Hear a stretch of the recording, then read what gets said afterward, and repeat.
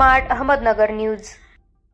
जामखेड तालुक्याची 51.43% कर्ज वसुली, जिल्हा बँकेचा 11,311 कोटींच्या ठेवींचा विक्रम। संचालक राळेभात यांनी दिली माहिती। मोहा विविध कार्यकारी सेवा सहकारी संस्थेचा गौरव। जामखेड तालुका प्रतिनिधी अमृत कारंडे।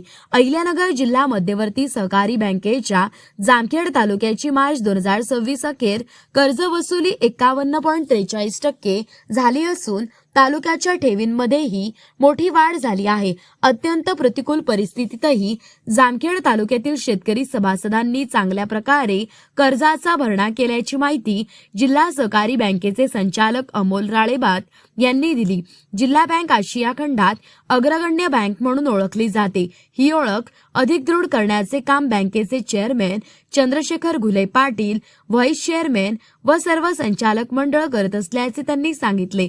खातेदारांनी बँकेवर दाखवलेल्या विश्वासामुळे मार्च 2026 अखेर ठेवींमध्ये विक्रमी वाढ झाली असून बँकेने 11,311 कोटींच्या ठेवींचा टप्पा पार केला आहे। बँकेने सोने तारण कर्ज सुविधेमध्ये बदल करून कर्ज मर्यादा प्रतिव्यक्ती 5 लाख रुपये केली असून 8% दराने कर्ज पुरवठा केला जात आहे।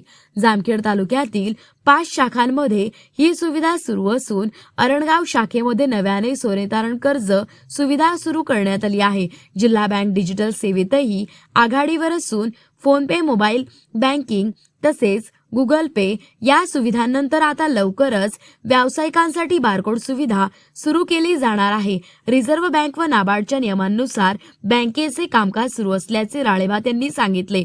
आमदार रोहित पवार यांचे याकामी मार्गदर्शन लाभत असल्याचे मत व्यक्त करून 100% वसुली झालेल्या मोहा विविध कार्यकारी सेवा सहकारी संस्थेचे चेअरमॅन महादेव देडे व सचिव दीपक नेटके यांचा जिल्हा बँकेच्या लोकनेते जगन्नाथ राळेभात पाटील सभागृहात सत्कार करण्यात आला।